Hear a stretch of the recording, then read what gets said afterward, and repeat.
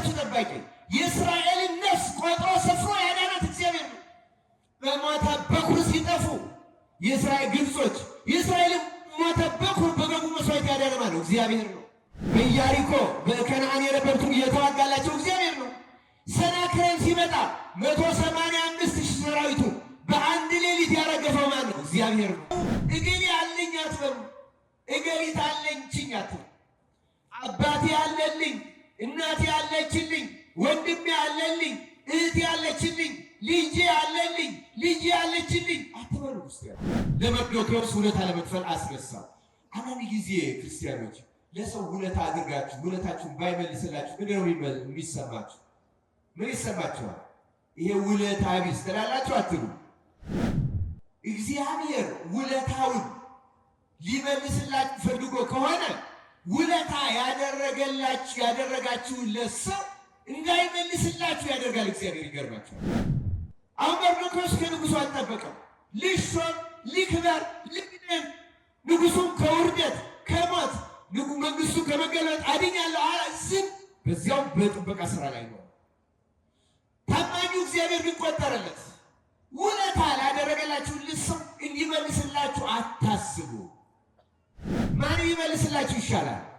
ጌታን እኮ ስትመጸውቱ ከማይመልሱላችሁ ሰዎች ከድሆች መልሰው ብድራት ለማይከፍሉት አድርጎ ያለው ለምንድን ነው? እኔ ልክፈላችሁ እኮ ብሎ እግዚአብሔር ለበጎ ስራችን ይክፈለን። በእውነት አድርግለት አለው። እግዚአብሔር ውለታውን መለሰለት። ሊሰቅለው የመጣውን ሰው ወጥቶ እንጨት ላይ ሊሰቅለው የመጣውን ሰው የንጉሱ ሰረገላ የንጉሱ ፈረስ ላይ አስቀምጦ የንጉሱን ልብስ አልብሶ የንጉሱን ዘውድ ደፍቶ እሱ አሽከር አገልጋይ ሆኖ ከፈረሱ ስር ፊት እየሮጠ ንጉሱ ለሚወደው ሰው ይደረግለታል፣ ስገዱ ስገዱ እያለ አሰገደለት። ስለዚህ ሰዎች ተመልከቱ፣ መልካም በመሰለን ሰው ላይ እንኳን ስንጠራጠር መልካምነቱ የተገኘው ከእግዚአብሔር ስለሆነ እግዚአብሔር ረድኤቱን ሲያረቅበት ያ መልካም የመሰለ ሰው አውሬ ሆነ። እስራኤል ተስፋቸውን ከእግዚአብሔር ወደ ሰው ከሰማያዊ ንጉሥ ከማያስገብር ከማይጨቁን ከማይበድል ወታደር መርምሮ ልጆችን ጦርነት እየወሰደ ከማይጨርስ በሰላም ከሚገዛ ቢራቡ ከሚያበላ ቢጠሙ ከሚያጠጣ ቢታመሙ ከሚያድን ንጉሥ ሰው እንዴት ምድራዊ ንጉሥ ይመርጣል? እውነተኛ ንስሐ የሚገቡ ሰዎች ሰውነታቸውን ልክ እንደ ምጥ ያስጨንቋታል። አይበሉም፣ አይጠጡም።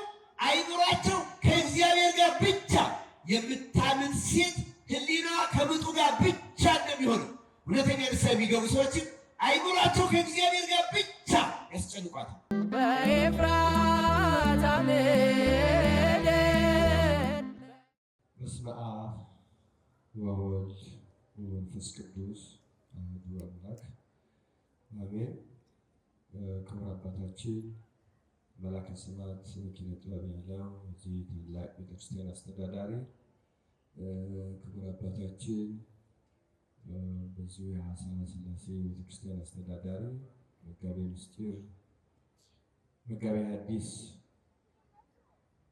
ምስጢረ ሥላሴ ማናየ መምህራችን ወንድማችን ሊቀ ዲያቆናት ቀዳሜ ጸጋ ዮሐንስ፣ ሌሎች በዚህ ያላቸው አባቶች ሊቃውንተ ቤተክርስቲያን፣ አይንተ እግዚአብሔር ካህናት፣ የአካለ ምስጢር ዲያቆናት፣ አባቶች፣ ወንድሞች፣ እናቶች፣ እናቶች እንደምን ዋላችሁ? እንደምን አመሻችሁ? አሜን። ልዑለ ባሕሪ እግዚአብሔር አምላካችን ስሙ ለዘላለም የተመሰገነ ይሁን። ዛሬ እንደ እግዚአብሔር መልካም ፈቃድ አስቴርና መርዶክዮስ በሚል ርዕስ እንማማራለን። እግዚአብሔር አምላካችን ምስጢሩን ለሁላችን ይግለጥልን። እስቲ ተናገሩት ቃሉን። አስቴርና መርዶክዮስ ነው። እነዚህ ሰዎች ታውቋቸዋላችሁ? ታስታውሷቸዋላችሁ?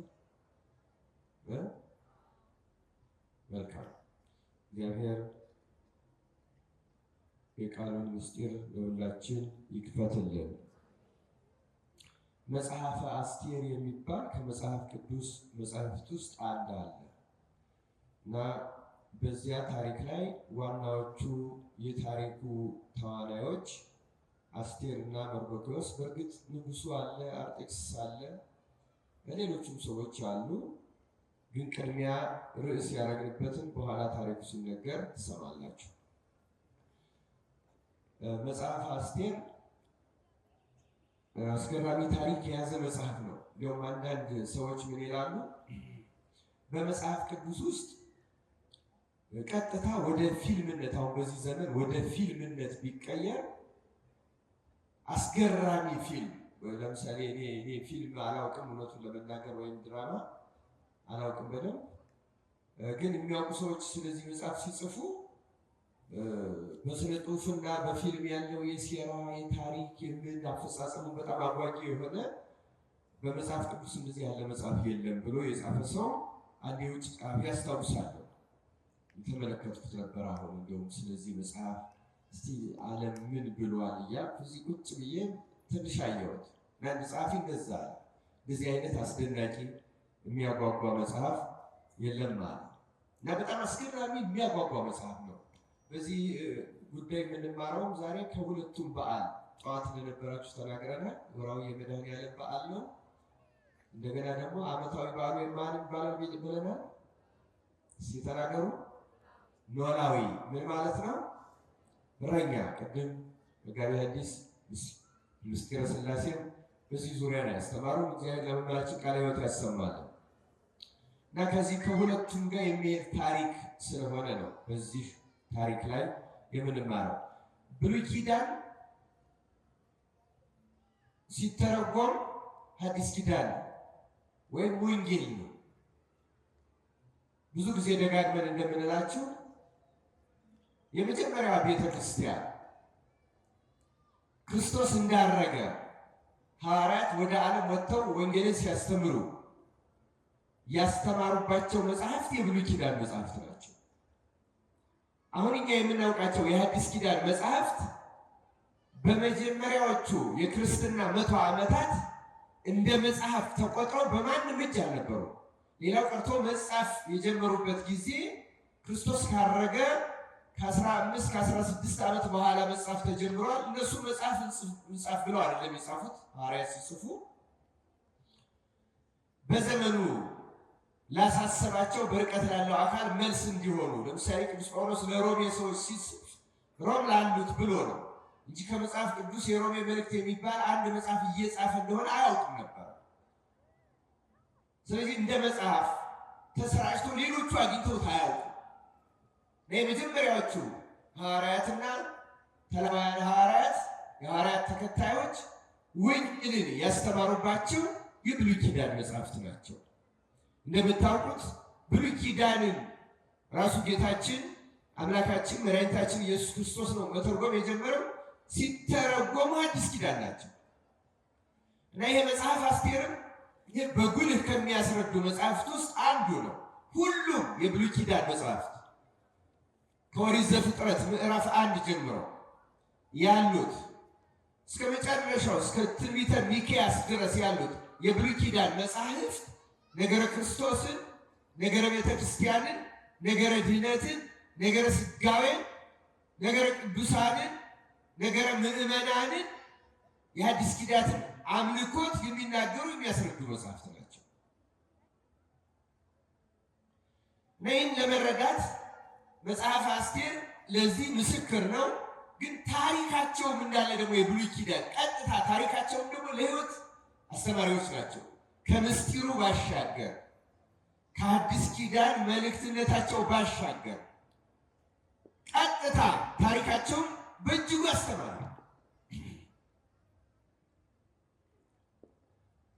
መጽሐፈ አስቴር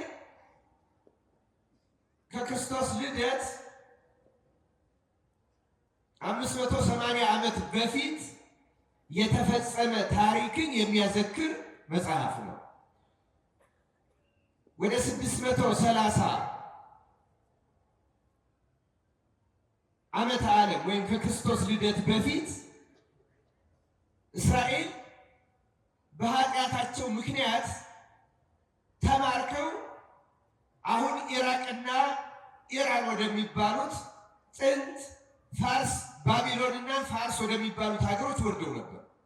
እግዚአብሔር ጠዋት ስለ ኖላዊ ሳስተምራችሁ እግዚአብሔር ጥበቃው በሶስት መንገድ ይገለጻል ብያችሁ ነበረ። አንደኛ ቀጥታ እግዚአብሔር ለሚወዱት፣ ለሚያምኑት፣ ለሚገዙለት ይጠብቃቸዋል።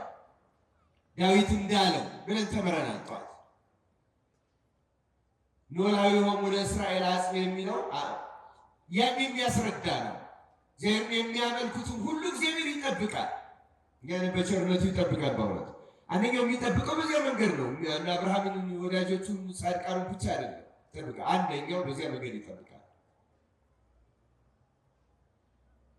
ሁለተኛው የሚጠብቅበት መንገድ ደግሞ ልክ አሁን መጽሐፍ አስቴርን እንደምናነሳበት ታሪክ ሲበድሉት በመቅጣት መቅጣቱ ለምን ይጠቅማቸዋል? ለመመለስ፣ ወደ እቅፉ ለመግባት፣ እርሱን ለማዘከር፣ ለማሰብ ይጠቅማቸዋል።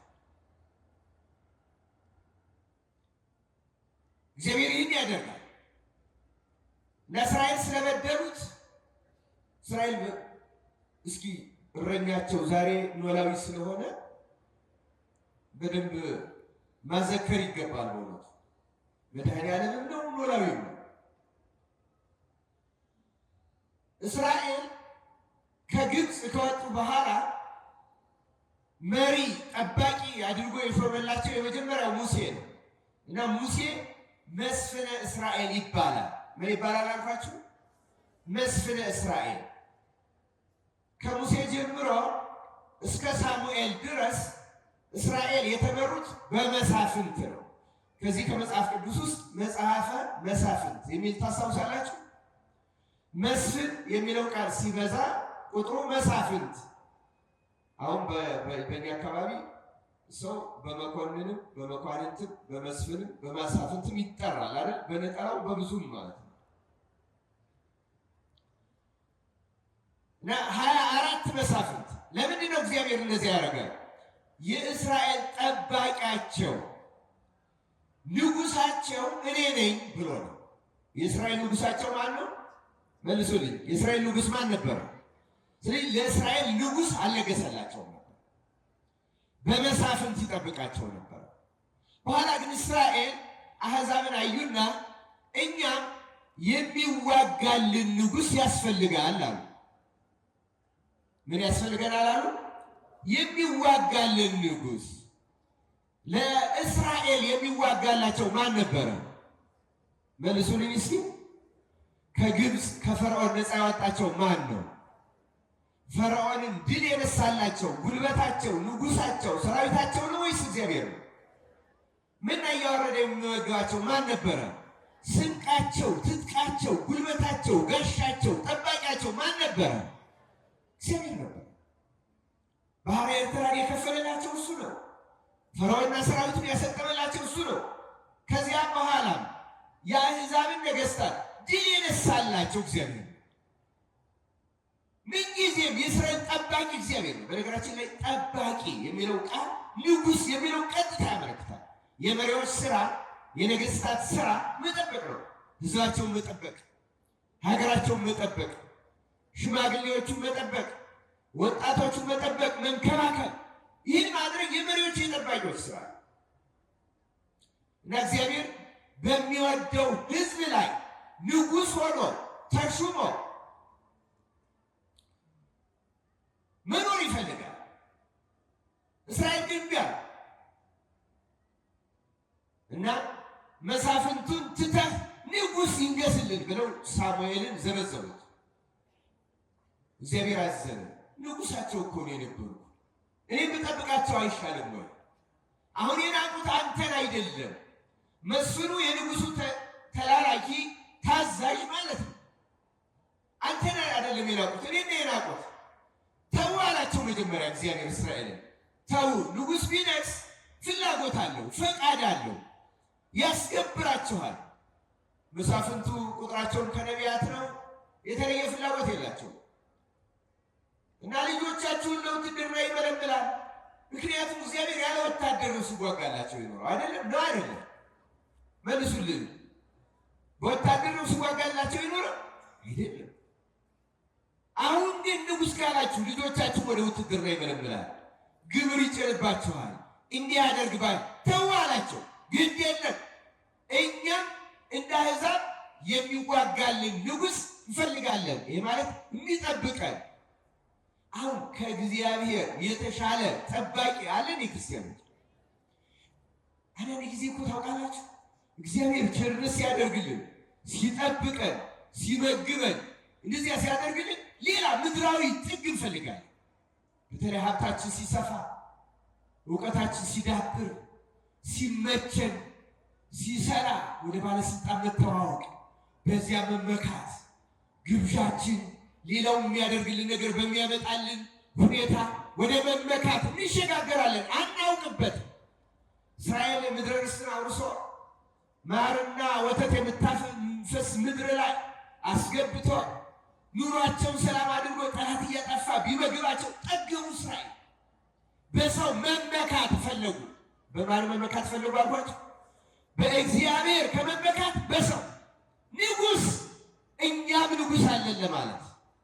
ክርስቲያኖች እግዚአብሔር በእውነት በኋላ እንደተጻፈው የሚመካ ቢኖር በማን ይመካ ነው የተባለው? ትምክህታችንን እግዚአብሔር ለማድረግ ያብቃል። ቀደም መጋቢ ሐዲስ ነግረውና ወደ እረኛችሁ ወደ ነፍሳችሁ ጠባቂ ምን አድርጉ ነው ያሉት? ተመለሱ። እግዚአብሔር በእውነት ልቡናችን ይመልስልን። እንዲህ ግሩም ትምህርት ነበር። አሁን የኢትዮጵያ ሕዝብ አንዱ የተቸገረው አልመለስ ብሎ ነው። ወደ ነፍሱ ጠባቂ ወደ እረኛ ወደ እግዚአብሔር አልተመለሰም። አሁን እኛ ኢትዮጵያውያን እንደ እስራኤል ያስቸገርነው ተስፋችን ከእግዚአብሔር አንስተን ሰው ላይ ያደረግን። ትዝ አይላችሁም? የዛሬ 6-7 ዓመት የኢትዮጵያ ሕዝብ ተስፋው አንድ ሰው ላይ አረፈ። አላረፈም? አላረፈም ወይ? አቤት ደስታችን! ጥሩ ሰው ማመስገን ማክበር ጥሩ የመሰለን ጥሩ ነገር ተስፋ በሙሉ ሰው ላይ ማሳረፍ ግን ይህ እኮ አምልኮ ጣዖት የሚተናነሳ ከአምልኮ ጣዖት አይተናነስም። ያ ሰው ጥሩ እንኳን ቢሆን እግዚአብሔር እኛን ሊቀጣ ሲፈልግ ረድኤቱን ያርቅበትና ምክንያቱም ደግነት፣ ጥሩነት ምንጫቸው ጌታ በወንጌል እንደተናገረ አንድ ሰው መጥቶ ጌታ ሆይ ምን መልካም ነገር ላድርግ ወደ ዘላለም ሕይወት እንድገባ ሲለው መልካም ነገር አንድ ነው። መልካም ነገር ስንት ነው? ተናገሩ እስኪ። መልካም ነገር አንድ ነው፣ እሱም እግዚአብሔር ነው። ቸርነት መልካም ነው፣ ግን የእግዚአብሔር ገንዘቡ ነው። ምሕረት የእግዚአብሔር ገንዘቡ ነው። መልካም የሆነውን እንጥራ እስኪ። መልካም መድኃኒት መልካም ነው። አማናዊ መድኃኒት ማን ነው?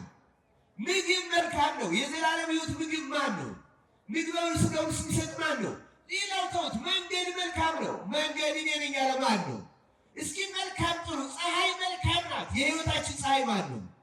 ውሃ መልካም ነው። የሕይወታችን ውሃ ማን ነው? እስኪ መልካም ሆኖ ከእግዚአብሔር ያልተገኘና በዚያ አንጻር ዘላለማዊ ብርሃን፣ ዘላለማዊ መንገድ፣ ዘላለማዊ እንጀራ፣ ዘላለማዊ መጠጥ እግዚአብሔር ብቻ ነው። ከእግዚአብሔር ያልተገኘ ምንም መልካም ነገር የለም፣ ሊኖርም አይችልም። ክርስቶስ ተመልከቱ፣ መልካም በመሰለን ሰው ላይ እንኳን ስንጠራጠር መልካምነቱ የተገኘው ከእግዚአብሔር ስለሆነ እግዚአብሔር ረድኤቱን ሲያረቅበት ያ መልካም የመሰለ ሰው አውሬ ይሆናል።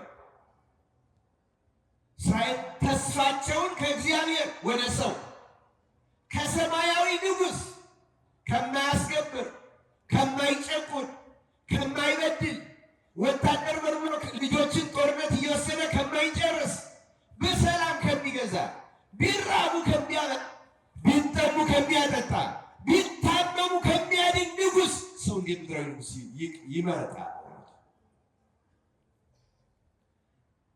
እኛም ትምክህታችን እንዲህ ሲሆን እግዚአብሔር ያዝንብናል። እስራኤልን እግዚአብሔር ያዘነባል። ተዋቸው፣ አንተን አልናቁም እኔን ነው አለ እግዚአብሔር።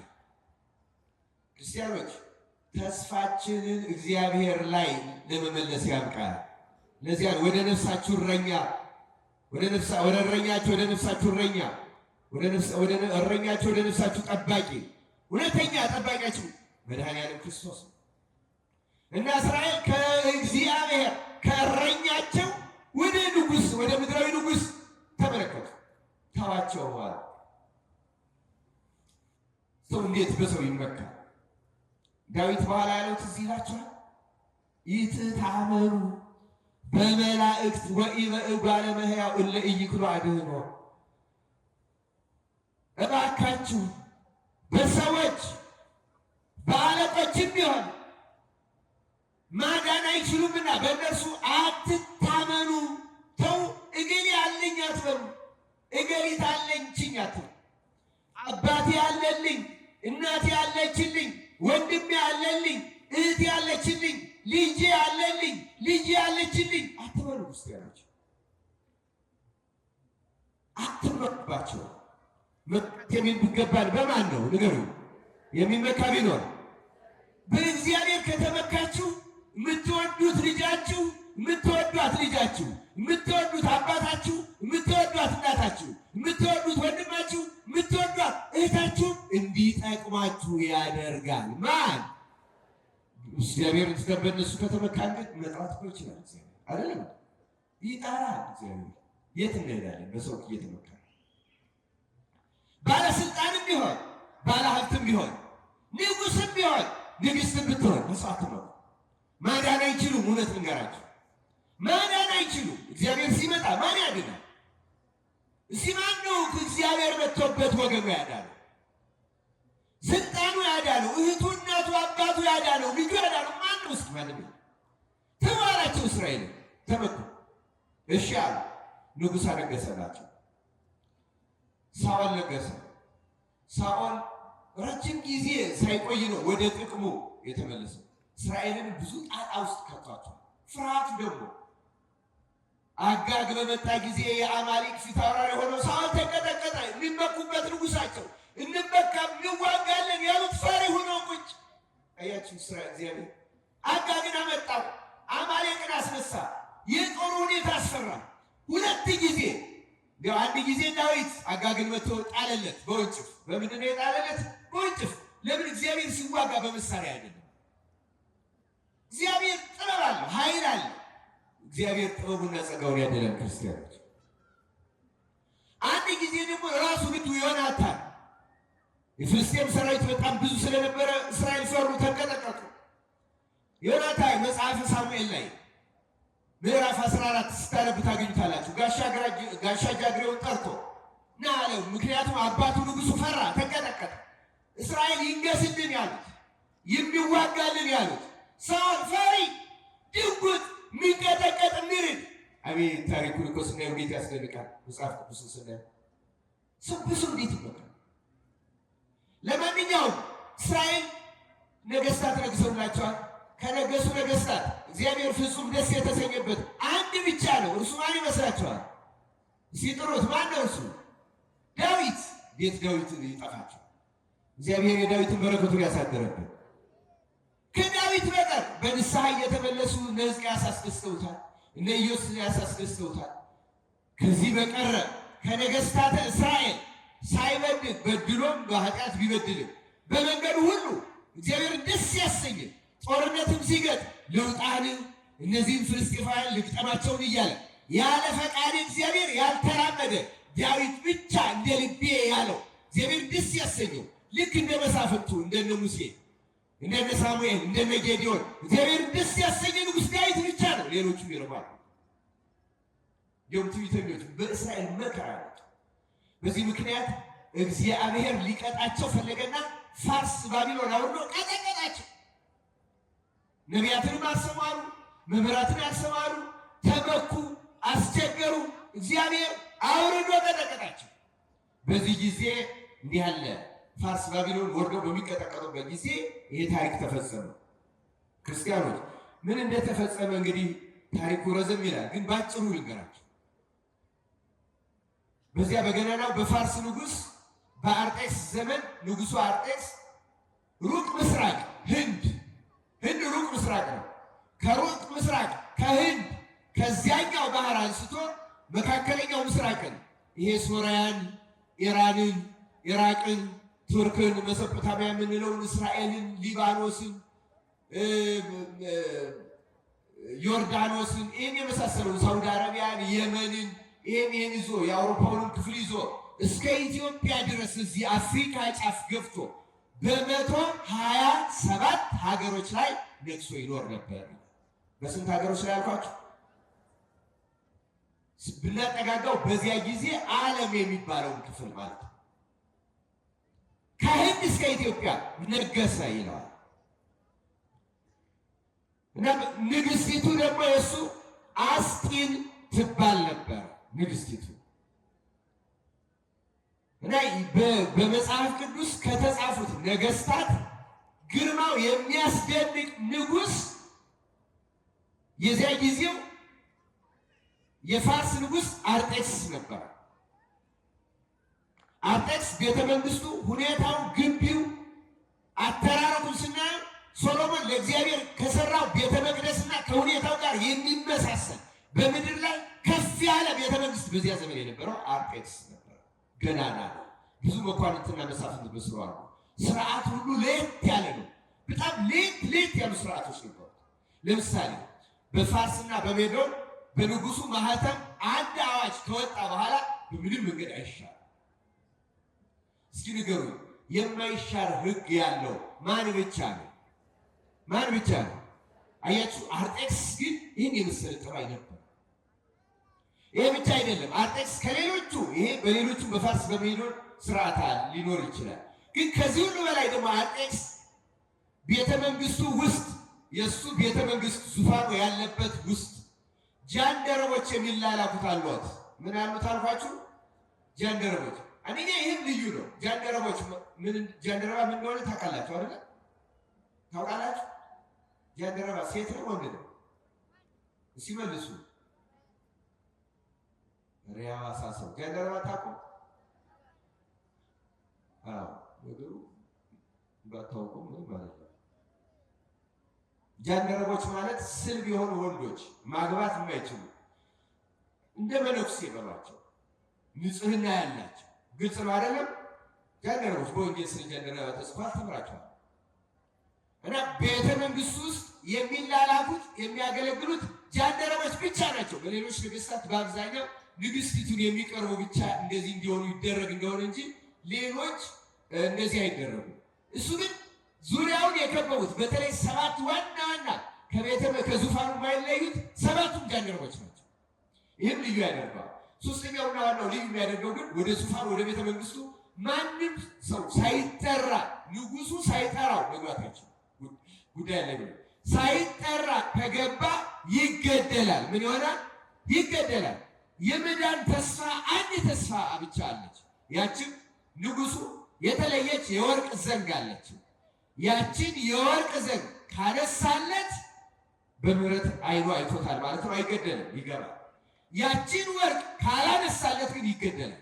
በዚህ ምክንያት ወደ አርጤክስስ ዙፋንና ወደ ቤተ መንግስቱ ማንም ሰው ሳይጠራ አንድም ጊዜ ገብቶ አያውቅም። በጣም አስገራሚ እዩ ክርስቲያኖች። ይሄ የተለየ የሚያደርገው ከዚያ በኋላ ንጉሱ በቤተ መንግስቱ ዙሪያ በአደባባዩ በግብዣው በአደባባዩ በቤተ መንግስቱ ግቢ ለ7 ቀን ድግስ አደረገ። ድግስ አደረገና መኳንንቱ መሳፍንቱን ጠራ። የ7 ቀን ድግስ አደረገ። በ7ኛው ቀን ወይን ጠጥቶ ደስ በተሰኘ ጊዜ ጃንደረቦቹን ልኮ ንግስቲቱን አስጢንን የንግስት ዘውድ ከንጉሱ የተላከላትን ዘውድ ለደፍተው የተለየ ልብስ አልብሰው በቀኙ አምጥተው እንዲያስቀምጧት አዘዘ። እነዛ ጃንደረቦች ሄደው አስጢንን ሊያመጧት ሲፈልጉ ንግስቲቱ አስጢን አልሄድም አለች። ጃንደረቦቹ መጥተው ተናገሩ። በመኳንንቱ በመሳፍንቱ ፊት ያን ያህል ገናና ንጉስ ሚስቱ ንግስቲቱ አልመጣም ስትለው ክብር ነው ውርደት ነው የሚሰማው? መልሱልኝ። ምን ይሰማል? ውርደት ነው አይደለም? ንጉሱ ተናቀ ማለት ነው። ንግስቲቱ ከሱ በላይ የመሆን ስሜት ከሱ ፈቃድ ውጭ የመሆን ስሜት አመጣች ማለት ነው። እና በዚህ ምክንያት መሳፍንቱ መኳንንቱን አማከረ።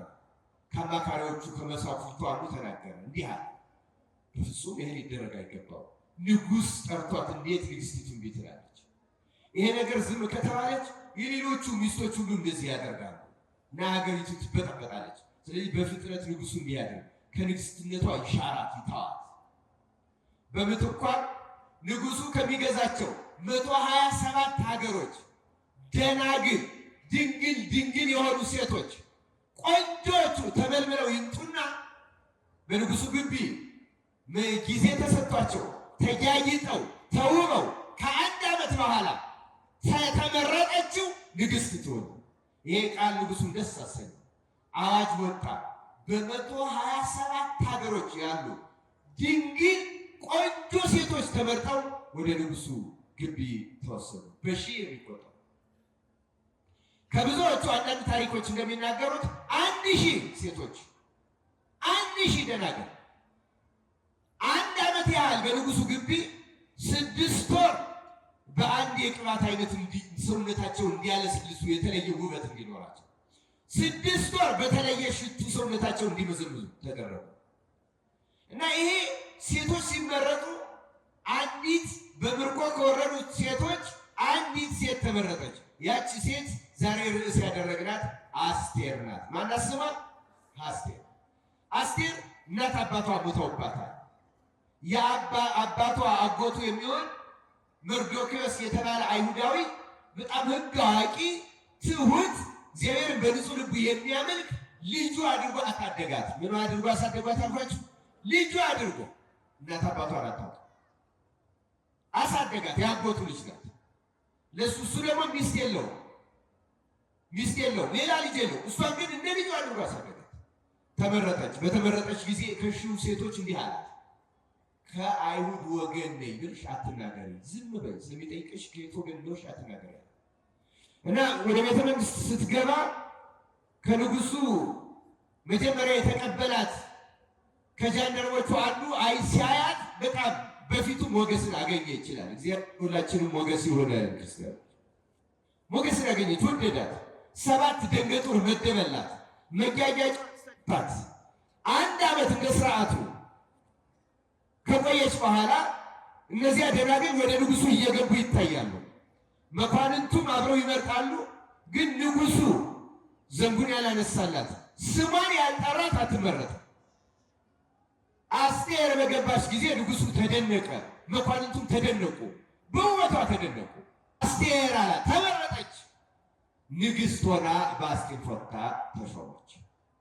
ከዚያ በኋላ ያሳደጋት መርዶክዮስ ዕለት ዕለት እየመከረ እያስተማረ እንዳሳደጋት በኋላም 1 ዓመት በቤተ መንግስት ግቢ ውስጥ ሆና ስትጋጋጥ በሴቶቹ መጋጋጫ በዚያ አካባቢ በየዕለቱ እየተመላለሰ እሷን ይቆጣጠርና ይከታተል ነበር።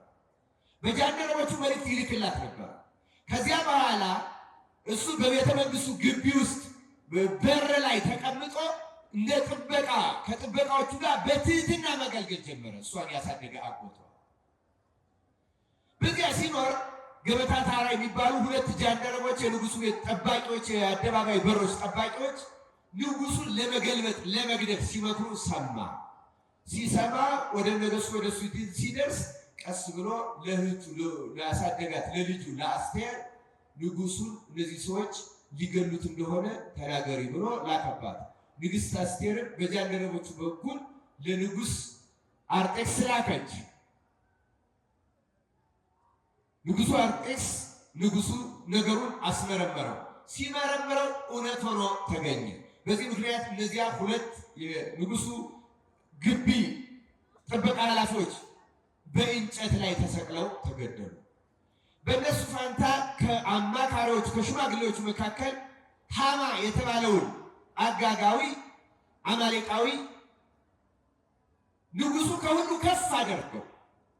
የተለየ ቀለበትም አደረገለት። በጣም ልዩ ክብር ሰጠው።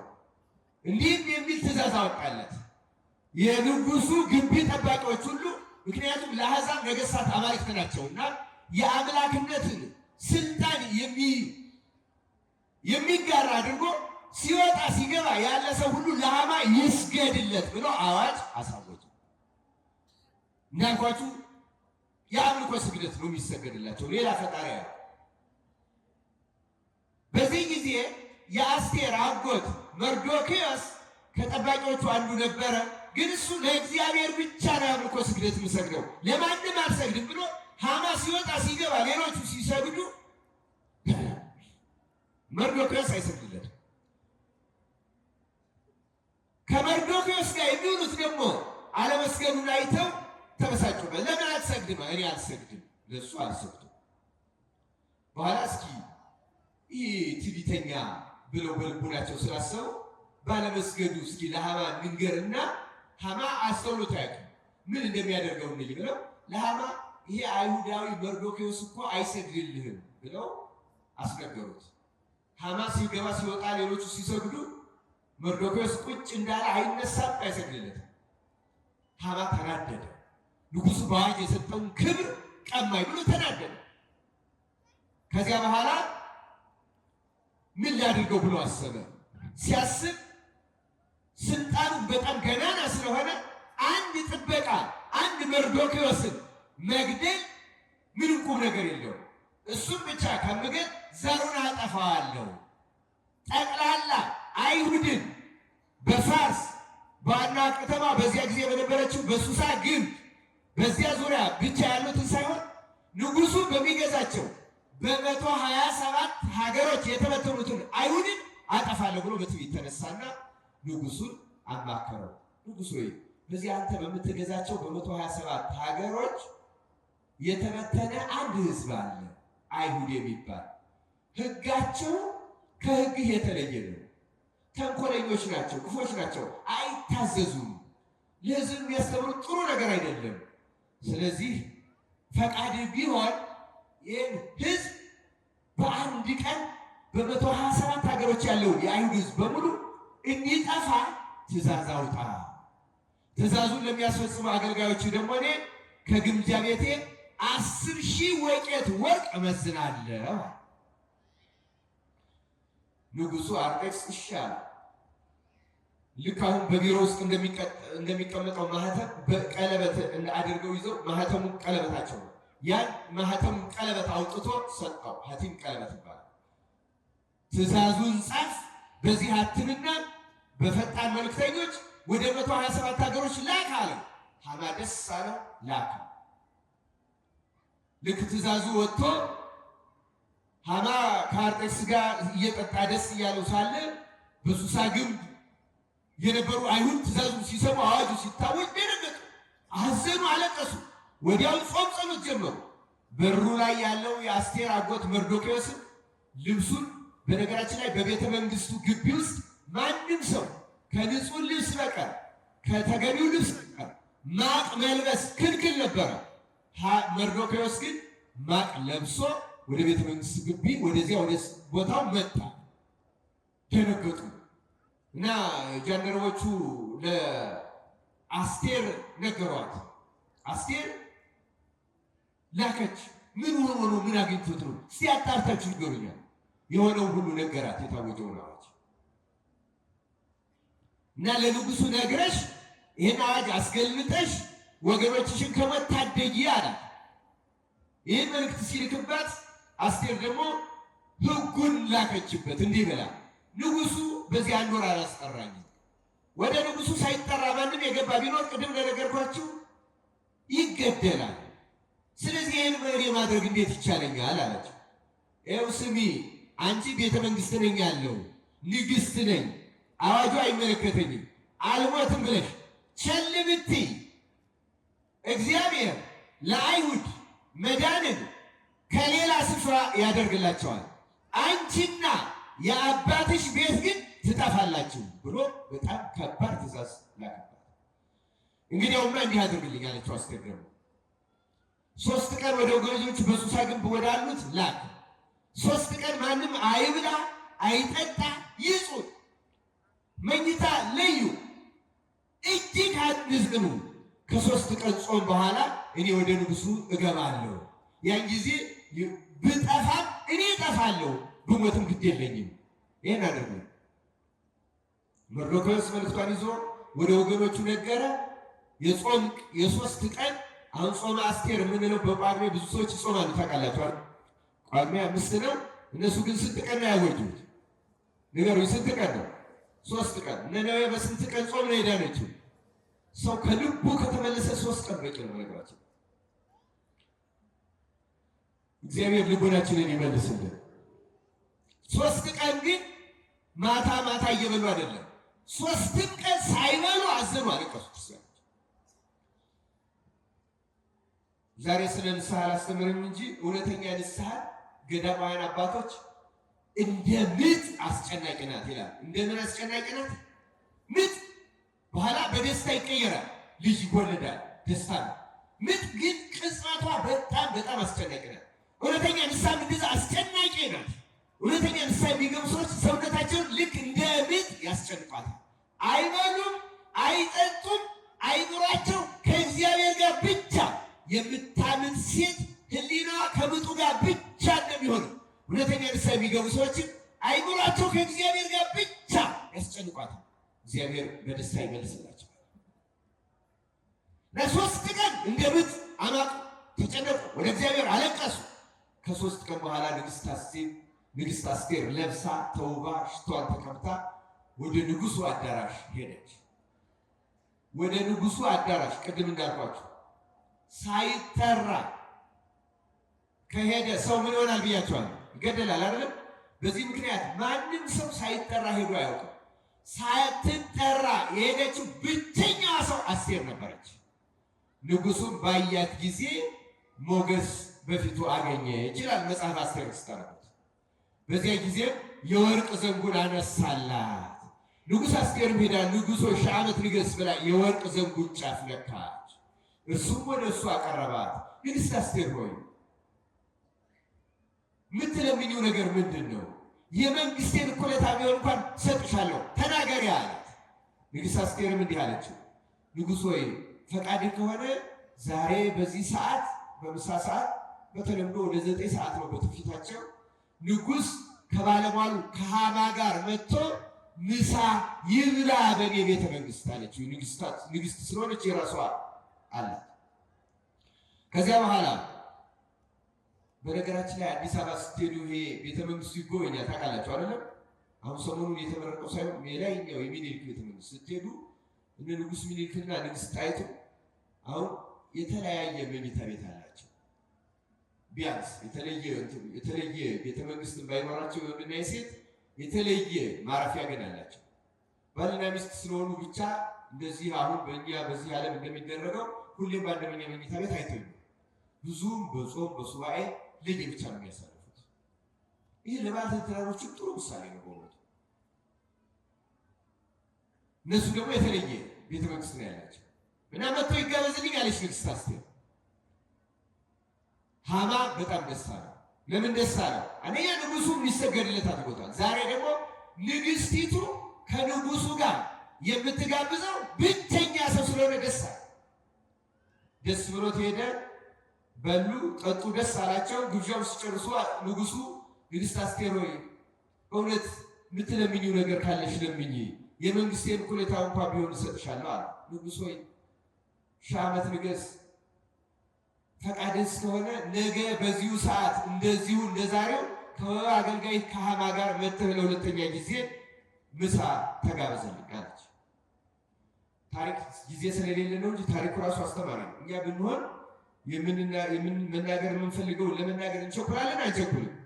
እዩ፣ የእግዚአብሔር ሰዎች እርጋታ አላቸው፣ አይቸኩሉም። ቀስ ብለው ሱባኤዋን ጨርሳ ጾሟን ጨርሳ የወርቅ ዘንጉ ተነስቶላት መቅሰፍቱ ቀርቶላት ሞቱ ቀርቶላት አልፋ ከዚያ በኋላ ወዲያው አልተናገረችም። ግብዣ አዘጋጀች። አሁንም በግብዣው አልተናገረችም። ሁለተኛ ግብዣ ሃማ ተጋብዞ ደስ እያለው ሲወጣ በር ላይ ሌሎቹ ሲሰግዱለት ያ መርዶክዮስ ግን አሁን ቁጭ እንዳለቀ እዛኛው ቤተ መንግስት ያገኘው ደስታ ታላቅ ሆኖ ንግስቲቱም ንጉሱም ይህን ያህል አክብረውት በር ላይ ያለ አንድ ሰው ሲንቀው ሀዘኑ የበለጠ እጥፍ ጨመረ።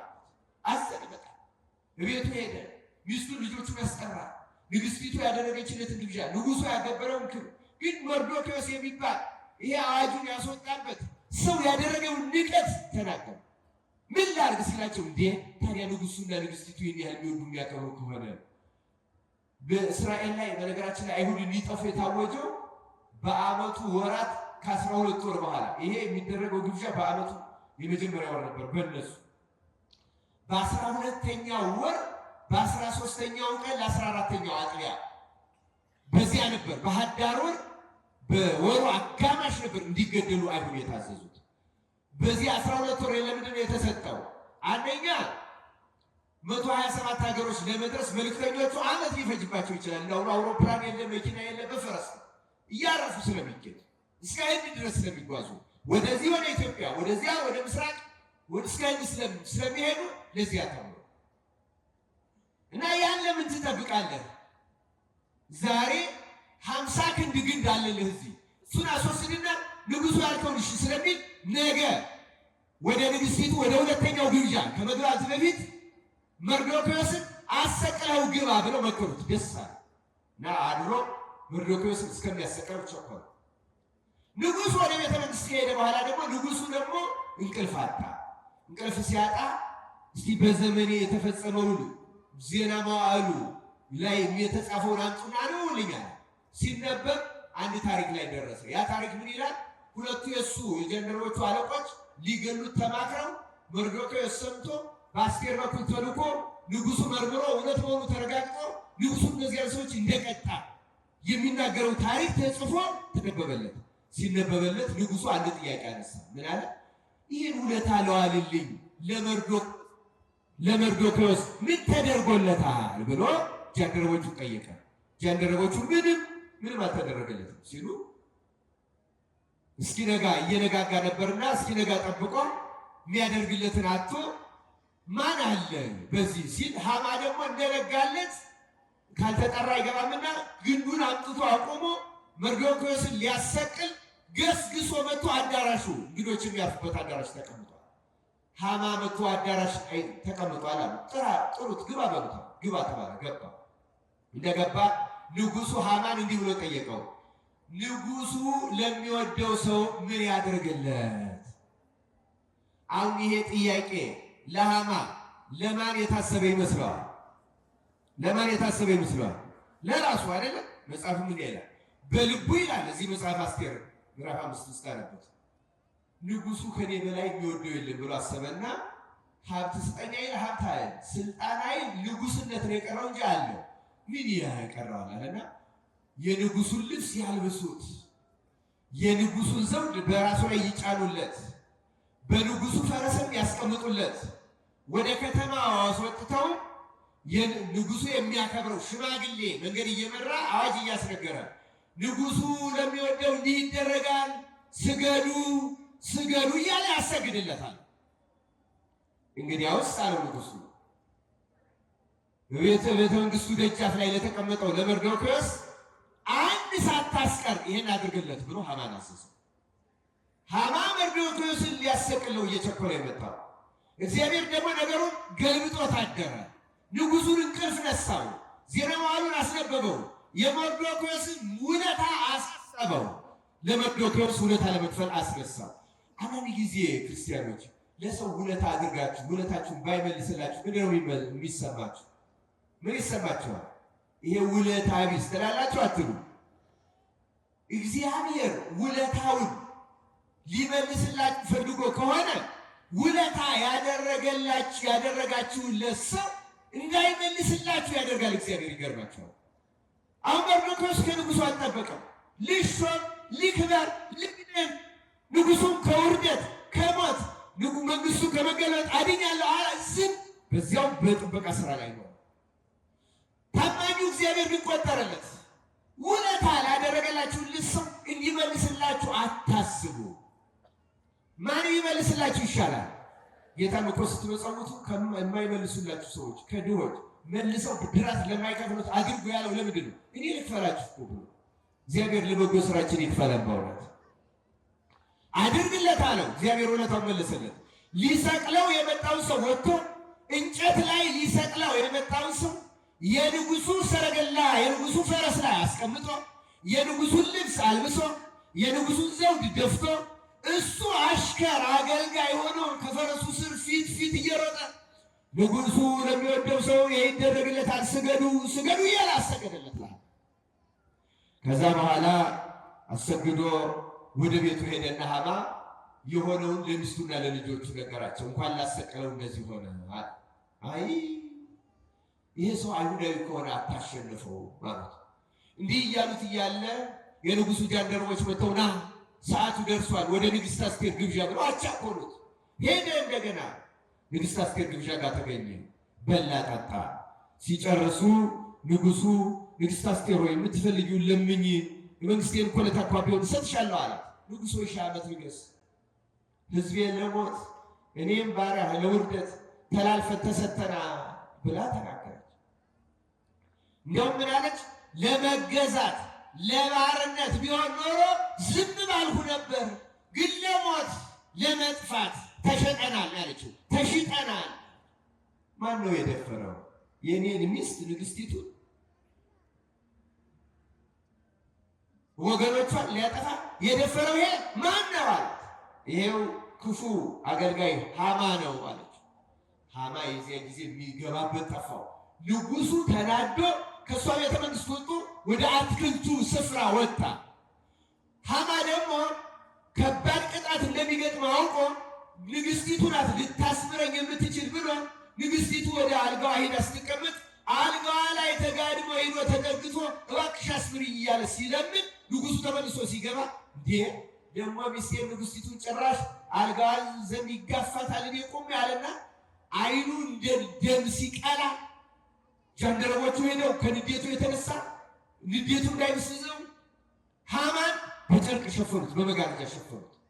ምን ላድርግ ሲል ከጃንደረቦቹ አንዱ እንዲህ አለው፣ ይሄ ሃማ መርዶክዮስን ሊሰቅልበት ሊገልበት 50 ክንድ እንጨት አምጥቶ እዚህ አቁመዋል።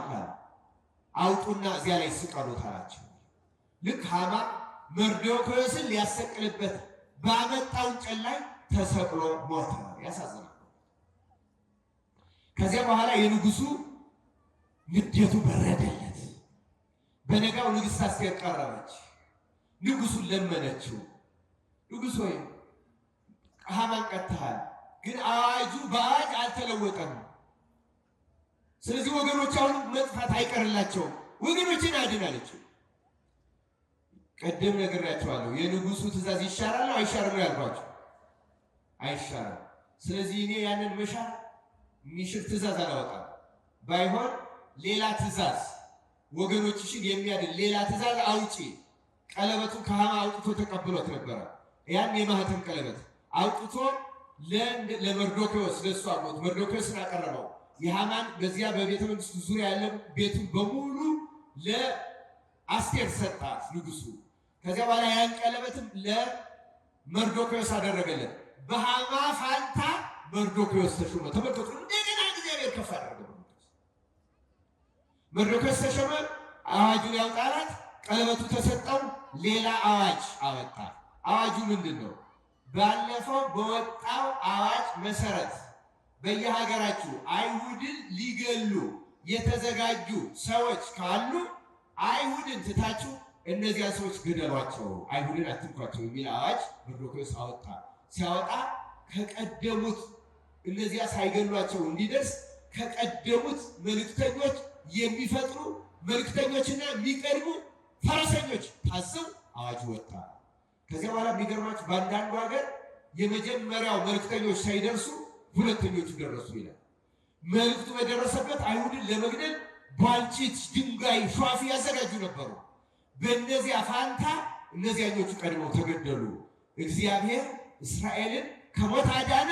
እነሱ ማዳን ብቻ ሳይሆን ጠላቶቻቸውንም አጠፋ ይላል። ይህን ያደረገ የአባቶቻችን አምላክ ልዑል እግዚአብሔር ስሙ የተመሰገነ ይሁን።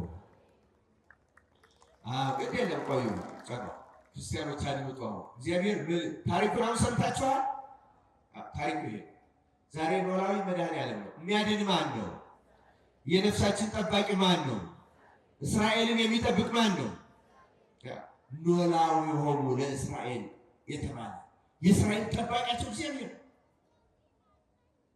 አድምጥ የተባለ ለዚህ ነው። እግዚአብሔር ያደምጣል። ጠዋት ታሪኩን እንደው ጊዜ በሆነ መንገድ ጀምሬ ስለተውኩት ይህ ታሪክ ሰፊ ራሱን የቻለ ስለሆነ ነው አሁን ያመጣው። ይህን አደረገና እግዚአብሔር እስራኤልን አዳን። እዩ ክርስቲያኖች። ስለዚህ እስራኤልን የሚዋጋላቸው ማን ነው? ማን ነው የሚዋጋላቸው? የሚያድናቸው ማን ነው? አሁን ንጉሳቸው ነው የቆመላቸው የመረጡት። ወታደሮቻቸው ናቸው ያዳናቸው። ማን ያዳናቸው? ይኸው ለዚህ ነው የቅድሙም ትምህርት የሚስማማ ወደ እረኛችሁ ወደ ነፍሳቸው ጠባቂ ወደ እግዚአብሔር ምን ያድርጉ? ተመለሱ። እግዚአብሔር ወደ እሱ እንድንመለስ ያብቃል።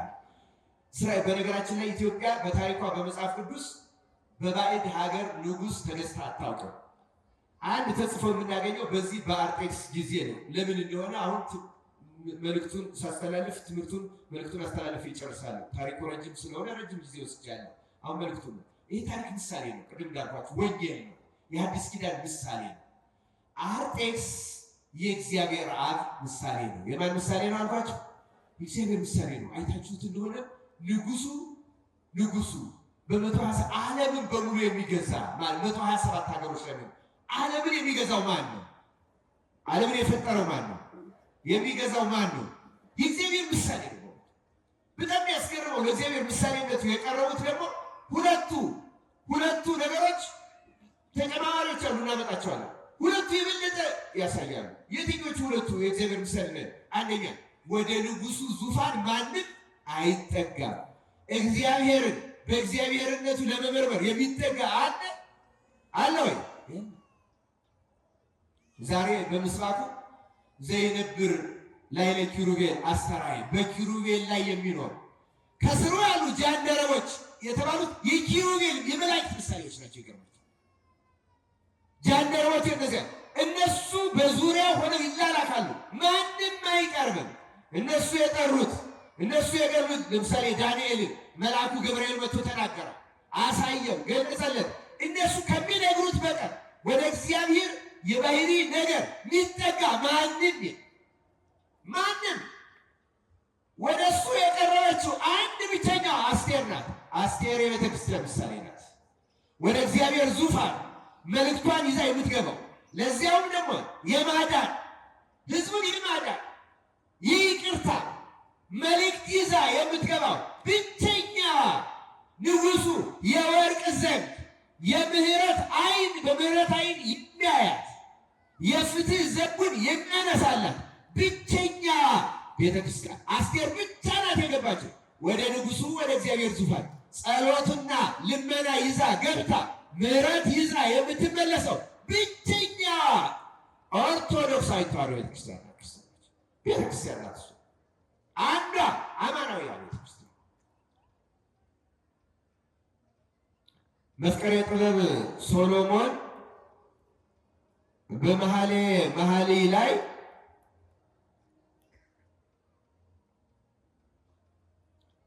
አንድ ነገር ይናገራል። እህቴ ሙሽራዬ መደምደሜ ስንት ናት ነው ያለ ሶሎሞን? ታስታውሳላችሁ? ስንት ናት ነው ያለ? አንዲት ናት ነው ያለ አይደል? ግን አንድ ናት ከማለቷ በፊት ስለ ስንት ሴቶች አንስቷል? ታስታውሳላችሁ? ቆነጃጅቶች ደናግል ያላቸው አሉ። ሶሎሞን አንዲት ናት ያላት ግን በአስቴር የተመሰረችው ቤተ ክርስቲያን ናት። እሷ አንዲት ናት። ንጉሱ ወደ እሷ ብቻ ነው የሚያይ። እነዚያ ቅድም ያልኳችሁ ንግስታት ለንግስታትነት የመጡ ቆነጃጅት ሺዎች የማይቆጠሩ መጥቶ አልተመለከታቸው። ንጉሱ አላያቸው፣ አሳልፋቸው። ይቺ አንዲቷ በኋላም ቀድማ የተመረጠችው በውበቷ ተወዳዳሪ የሌላት የቤተ ክርስቲያን በውበቷ ተወዳዳሪ የሌላት፣ ቅዳሴዋ ተወዳዳሪ የለውም፣ ዝማሬዋ ምስጋናዋ ተወዳዳሪ፣ ዘፈን አይደለም፣ ጭፈራ አይደለም፣ ማላገጥ የለውም፣ ቀልድ የለውም። ጸሎቷ፣ ጸጥታው፣ የምዕመናን አለባበስ፣ ወንዱ በወንድ ሴቱ በሴት ለሙሴ እግዚአብሔር በደብተራ ድንኳን በሰማይ እንዳሳየው እንደዚህ አድርገህ እንድትሰራ ተጠንቀቅ። ህንፃ ቤተ መቅደሷ ሳይቀር በሰማይ የታይ ከሱ በተሰጣት የተሰራ ልክ ለእነዚህ ሴቶች ከንጉሱ የአንድ ዓመት መዋቢያነት እንደዛ አንድ ዓመት እንደተጌጠችው ቤተክርስቲያንን ደግሞ ማን ያስጌጣት? መልሱልኝ። ክርስቶስ። የኤፌሶን መልእክቱ ላይ ሐዋርያው ቅዱስ ጳውሎስ ምዕራፍ 5 ስለ ቤተክርስቲያን ሲናገር ምንድን ነው የሚለው? ኤፌሶን መልእክቱ ላይ ቅዱስ ጳውሎስ ኤፌሶን 5 ላይ ቁጥር 21 ጀምሮ ስለ ቤተክርስቲያን በዝርዝር ተናግሯል። ግን ቁጥር 27 ላይ እንዲህ ይላል፣ ባሎች ሆይ ክርስቶስ ደግሞ ቤተክርስቲያንን እንደወደዳት ሚስቶቻችሁን ውደዱ፣ በውሃ መታጠብና ከቃሉ ጋር አንጽቶ እንዲቀድሳት ስለ እርሷ ራሱን አሳልፎ ሰጠ። እድፈት ወይም የፊት መጨማደድ ወይም እንዲህ ያለ ነገር ሳይሆንባት ቅድስትና ያለ ነውር ትሆን ዘንድ ክብርት የሆነች ቤተ ክርስቲያንን ለራሱ እንዲያቀርብ ፈለገ ይላል። ስለ ቃሉ የእግዚአብሔር ስሙ የተመሰገነ ነው። አስቴር ውብ ናት፣ ቤተ ክርስቲያን ውብ ናት። ግን ደግሞ በውበቷ ላይ 1 ዓመት እንደተዋባችው ንጉሱ ደንገጥሮቹን ሰጥቶ መድቦ በጃንደረባ በኩል እንዳስጌጣል ክርስቶስን ቤተ ክርስቲያንን አስጌጧታል። ስለ እርሷ ራሱን አሳልፎ ሰጥቷል። ቅድስና ያለ ነውር ትሆን ዘንድ የፊት መጨማደድ ወይም ነውር እንዳይገኝባት ያ ሽቱ ጌጡ እንደተደረገላት ቤተክርስቲያን አስቴር ቤተክርስቲያን ምሳሌ። መርዶክዮስ ደግሞ የጌታ የመድኃኔ ዓለም የክርስቶስ ምሳሌ ነው። መጀመሪያ በትህትና ጥበቃው በሮች ጋር እንደነበረው መድኃኔ ዓለም ዝም ብሎ በከብቶች በረት ነገ እንደምናከብረው የተወለደ ነው። ከእረኞች ጋር የተገኘ ነው ጌታችን። በኋላ ነው የከበረው መርዶክዮስ ማን ሲሞት ነው? ሃማ ሲሰቀል አይደለም እንዴ? ጌታም የዘገሰውና የከበረው በስቅለቱ ነው። ስቅለቱን ንግስናው ይሉታል መጽሐፍ። አሁን ስለዚህ ዛሬ መድኃኔ ዓለም ቀኑ ስለሆነ ክርስቲያኖች በመስቀሉ ደግሞ ሃማ ባመጣው መስቀል እንደሞተው ሰይጣንም በአይሁድ አድሮ መርዶክዮስን ለማስገደል ባመጣው እንጨት የመስቀል ምሳሌ ሃማ እንደሞተው ሰይጣንም በመስቀሉ ሞተ። ወቀተለ ጸሮ በድኅሬሁ በተሰቀለበት መስቀል በጀርባው ጠላቱ ሰይጣንን ድል ነሳው። ሃማ ባመጣው እንደተጎዳ ሰይጣንም ባሰቀለው መስቀል ተገደለ፣ ሞተ። በዚያም ክርስቶስ ነፍሳትን ማርኮ ሊጠፉ የተወሰደባቸውን አይሁድን መርዶክዮስ እንዳዳነ ጌታ ሊጠፉ የተወሰደባቸው በሳጥናኤል ምርኮ ብዝበዛ የተያዙትን በጭንቅ በሲኦል የነበሩትን ሁሉ መድኃኔ ዓለም ክርስቶስ አወጣ። የንጉሱንም ቀለበት አድርጎ መርዶክዮስ በንጉሱ ስልጣን እንዳለ ክርስቶስም ዓለምን አድኖ በአብሪና በቀኝ ተቀመጠ። ለስም አጠራሩ ክብር ምስጋና ይግባ። ክርስቲያኖች አስተውሉ። አርጤክስ በጃንደረቦቹ ይገለገል እንደነበረ ጃንደረቦቹን ይጠቀም መድኃኔ ዓለም ክርስቶስን በመላእክት ተገልግሏል።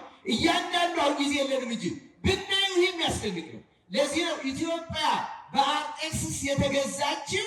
አርጤክስ የእግዚአብሔር ምሳሌ ስለሆነ ሀገራችን ኢትዮጵያን የሀገረ እግዚአብሔር ምሳሌ ያለ እርሱ ፈቃድ ተገዝታ ሌላ ጠላትማ አልገዛትም። አሁን ጣሊያን በንጉሱ በአፄ ኃይለ ሥላሴ በ1928 ዓመት የገባ ጊዜ የአድዋው ድል ተነስቶ ወዲያው ተመለሰ። በ1928 ሲመጣ ግን እዚህ ደቡብ እስከ ጎሬ ምዕራብ ድረስ ሂዶ 5 ዓመት መንገድ እየሰራ ከተማ እየገነባ ተቆጣጥሯት ነበረ። እግዚአብሔር ገዥዋ ስለሆነ ግን የኢትዮጵያ ቅዱሳኗ ምዕመናኖቿ ወደ እግዚአብሔር ያለቅሱ ስለነበረ በክብረ በዓል አሁን ነገ በምናከብረው በልደት እንኳን በእውነቱ ትልልቆቹ ቦታዎች ሲነግሩኝ ሊቃውንቱ ሲነግሩኝ ቀለም አልታጎለም፣ ግን አመላለሱ ተብሎ በልቅሶ ይተው ነበር እንጂ እዚህ ነፍሶቹም ሲመረጡ ከድሮቹ የተለዩት ከሐዘን ጋር ከምህላ ጋር እየተመረጡ ሊቃውንቱ እንደ አዲስ እነዚያን እየጸነጸሉ ለእነዚያ ዚቅ እንደ ቅኔ በድርሰት ይሰጥ ስለነበረ ሐዲስ ዚቅ እየሰጡ የለቅሶ ወረብ አወራ አመርግደው ይተው ነበር እንጂ በደስታ ጨፍረው ነበር። እግዚአብሔር ጸሎቷን ሰማ። ጣሊያንን ሁለተኛ የዓለም ጦርነትን አስነስቶ እንግሊዝ ጣሊያንን እንድትመታት አድርጎ ከኢትዮጵያ ጥርግ አድርጎ አስወጣላት። ለኢትዮጵያ ማን ተዋጋላት ማለት ነው? ማን ተዋጋላት? ኢትዮጵያ ሁልጊዜም እግዚአብሔር ነው የሚዋጋላት። በብሉይ ኪዳን እስራኤል እንደተዋጋላት በአዲስ ኪዳን እግዚአብሔር ለኢትዮጵያ ሰው አሁንም የሚዋጋለት ሰዎች ግን እኛም እስራኤልን እንመስላለን። እንደ እስራኤል እንጠግባለን። ፊታችን ከእግዚአብሔር ወደ ሰው እንመልሳለን። አሁን ራሱ በጭንቅ ሰዓት እያለ ብዙዎቻችን ተስፋ የምናደርጋቸው ተስፋ የማይደረጉ ናቸው። እግዚአብሔር ያደረበት እንደ ጌዲዮን ያለው እግዚአብሔር ይላክልን። እንደ ጌዲዮን ያለው እንደ ኢያሱ ያለው እሱ የወደደው ከእግዚአብሔር ጋር የማያጣላ ነው። ከእግዚአብሔር ጋር የሚያጣሉልን ተስፋ ማድረግ የለብንም። ክርስቲያኖች በደላችን ይሄ እግዚአብሔር የተቀየመን አይናችን ከእሱ አስተሞደል ያልስለምነው ክርስቲያኖች ይህ እግዚአብሔር ጥበቃው የሚገርም ነው፣ የሚደንቅ ነው። ዛሬ ክርስቲያኖች ኖላዊ ነው ካል ራሳችን እንዴት እናስጠብቅ? ሀገራችን እንዴት እናስጠብቅ? ወገናችን እንዴት እናስጠብቅ? ወደ ማን መመለስ ያለብን? መልሱልኝ። ወደ ማን እንመለስ? ወደ እግዚአብሔር እንደተባለው ቅዱስ ጴጥሮስ ጋር ጠባቂ የእስራኤልን ነፍስ ቆጥሮ ሰፍሮ ያዳናት እግዚአብሔር ነው። በሞተ በኩር ሲጠፉ የእስራኤል ግብጾች የእስራኤልን ሞተ በኩር በበጉ መስዋዕት ያዳነ ማነው? እግዚአብሔር ነው።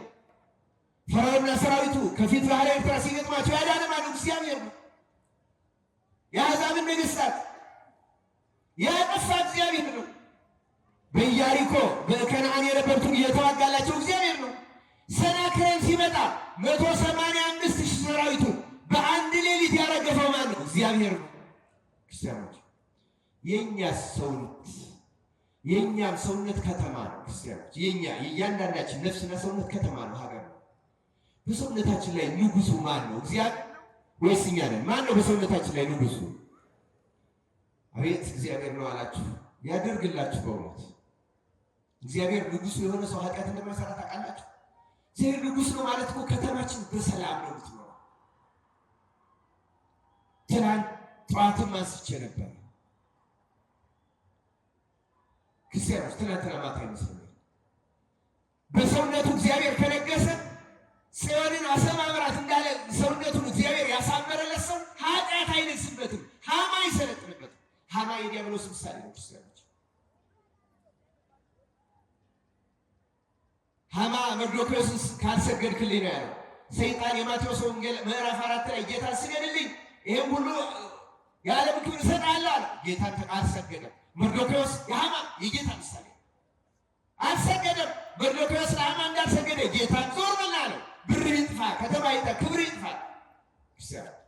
እኛ ለሰይጣን አንሰግድም፣ ለዘር አንሰግድም፣ ለወገን አንሰግድም። መስገድ እኮ ማለት መሬት ላይ ጉልበት ማስረካት አይደለም። አሁን በዚያ መመካት አለኝ ማለት ተስፋ ማድረግ። ክርስቲያኖች መስገድ ማምለክ ማለት ነው።